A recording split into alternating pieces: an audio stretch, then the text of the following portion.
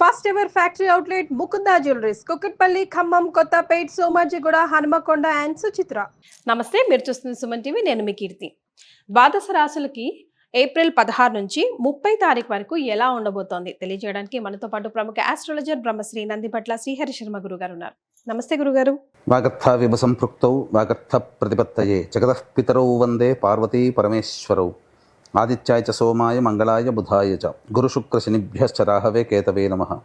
శృంగేరి జగద్గురు పీఠాధిపతులకి, కంచి పీఠాధిపతులకి నమస్కారములు తెలియజేసుకుంటూ కార్యక్రమాన్ని ప్రారంభిద్దాం. ఏప్రిల్ నెలలో 16వ తారీఖు నుంచి 30వ తారీఖు వరకు ద్వాదశ రాశులలో జన్మించినటువంటి వారికి ఏ విధంగా ఉండబోతుందో తెలుసుకునే ప్రయత్నం చేద్దాం. ముందుగా గమనించాల్సినటువంటిది, వీక్షించేటువంటి సుమన్ టీవీ ప్రేక్షకులు గమనించాల్సినటువంటి అంశం ఏంటంటే, చాలామంది కామెంట్స్ రూపంలో తెలియజేస్తున్నారు, చెప్పినవి కొన్ని జరుగుతున్నాయి, కొన్ని జరగట్లేవు, కారణం ఏంటి అని చెప్పి.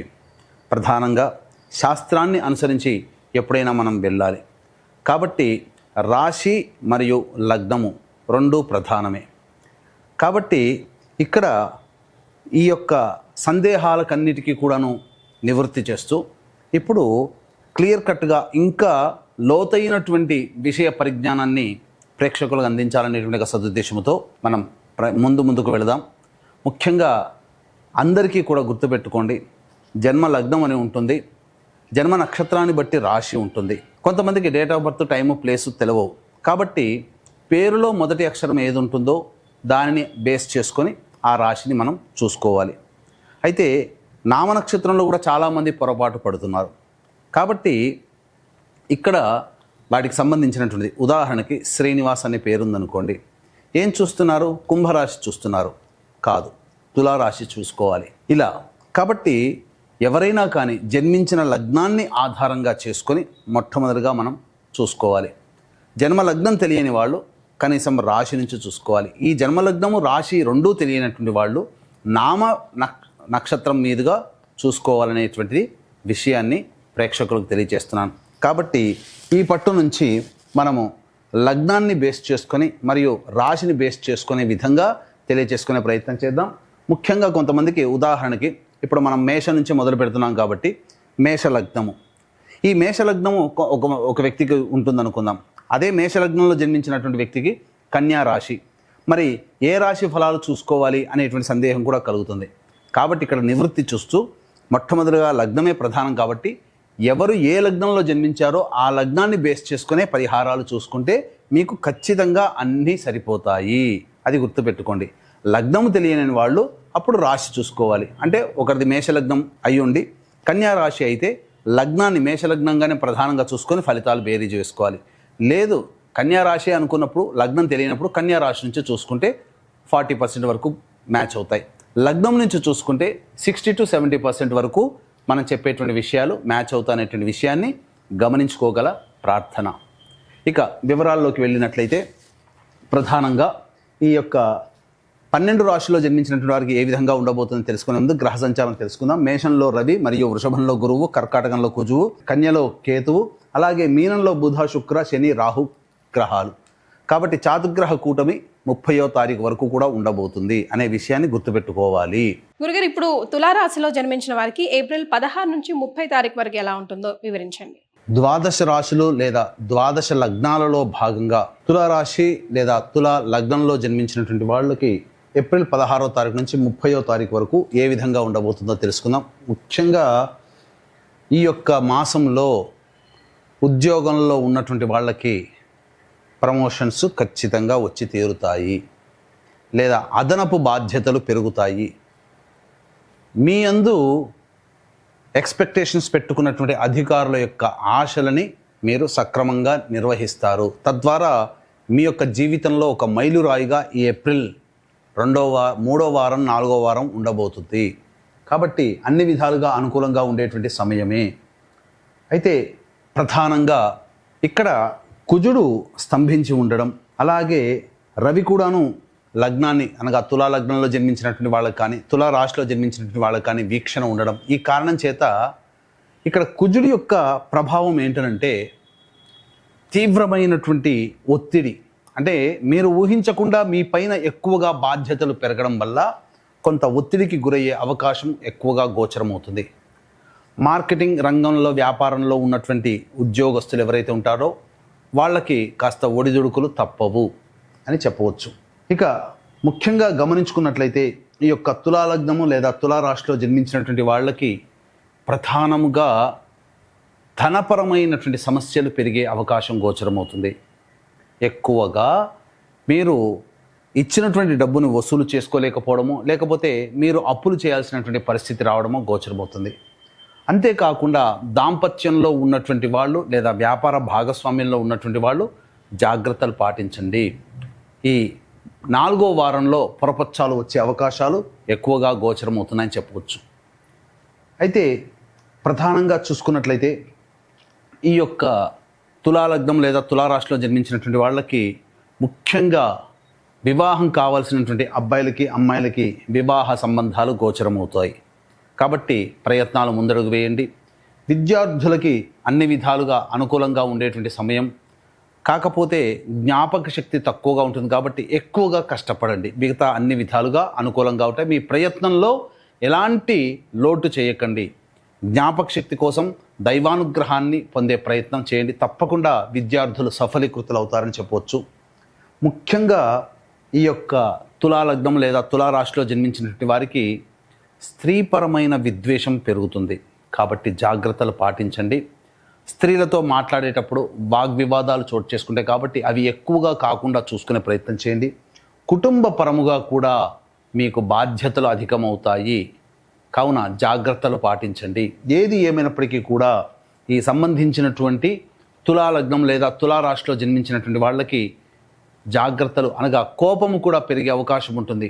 చిన్న చిన్న విషయాలకి చికాకులు పడుతూ ఉండడం, ఇది ఎదుటి వాళ్ళకి అది నచ్చకపోవడం, ఇది ఎందుకు జరుగుతుందని మీరు ఊహించుకొని దానికి సంబంధించినటువంటి సమస్యని రిపేర్ చేసుకునే ప్రయత్నంలోనే చాలా మటుకు మీరు కోల్పోవలసినటువంటి సమయం రావడం, ఈ కారణం చేత కొంత ఇబ్బందికర పరిస్థితులు ఉంటాయి. కాబట్టి జాగ్రత్తలు పాటించండి. దైవానుగ్రహం ఉంటేనే అన్ని విధాలుగా ఈ తులాలగ్నము లేదా తులారాశిలో జన్మించినటువంటి వాళ్ళు ఈ 15 రోజుల్లో సమస్యల నుంచి అధిగమించగలుగుతారు.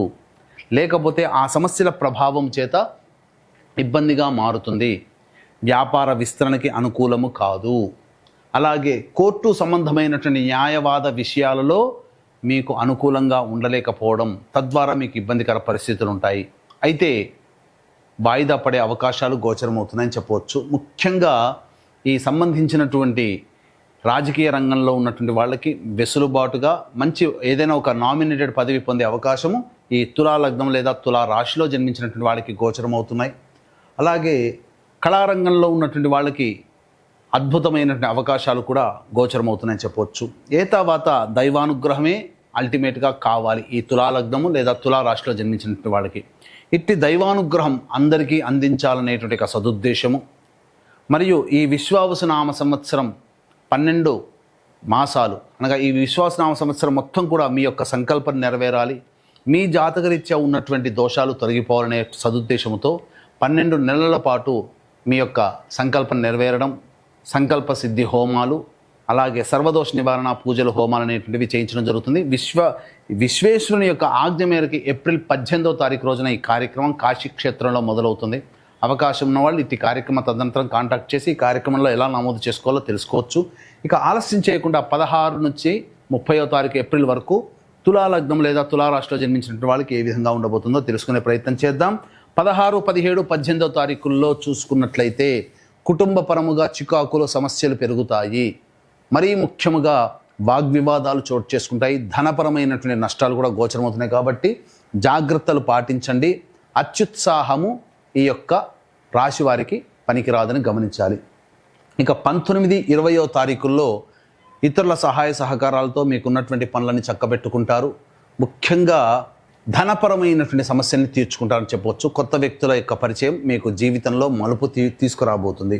21, 22, 23, 24 తేదీల్లో మాత్రం జాగ్రత్తలు పాటించాలి. వాహనాన్ని నడిపేటప్పుడు జాగ్రత్తలు పాటించండి. అలాగే వాహన మరమ్మతులకి, గృహ మరమ్మతులకి ఎక్కువగా ఖర్చులు అవుతాయి. మరీ ముఖ్యంగా మీ ఆరోగ్యం పట్ల శ్రద్ధ వహించండి. జ్వరము సంబంధించినటువంటి అలాగే కీళ్ళ సంబంధించినటువంటి వ్యాధులతో ఎక్కువగా ఇబ్బంది పడే అవకాశము గోచరమవుతుంది. ధనపరంగా కూడాను సమస్యలు ఎక్కువగా ఉంటాయి. ధనం కూడా ఖర్చు అవుతుంది. 25, 26, 27, 28 తారీఖుల్లో దంపతుల మధ్య ప్రపంచాలు వచ్చే అవకాశం ఉంటుంది కాబట్టి జాగ్రత్తలు పాటించండి. మరీ ముఖ్యముగా ధనంగా ఉన్నటువంటి సమస్యలు తీరుతాయి, రాని బాకీలు వసూలవుతాయి, అన్ని విధాలుగా ఆనందదాయకంగా ఉంటుంది. 27, 28 తారీఖుల్లో మాత్రం మీకు ఉద్యోగపరంగా అభివృద్ధి అనేటువంటిది ఉంటుంది.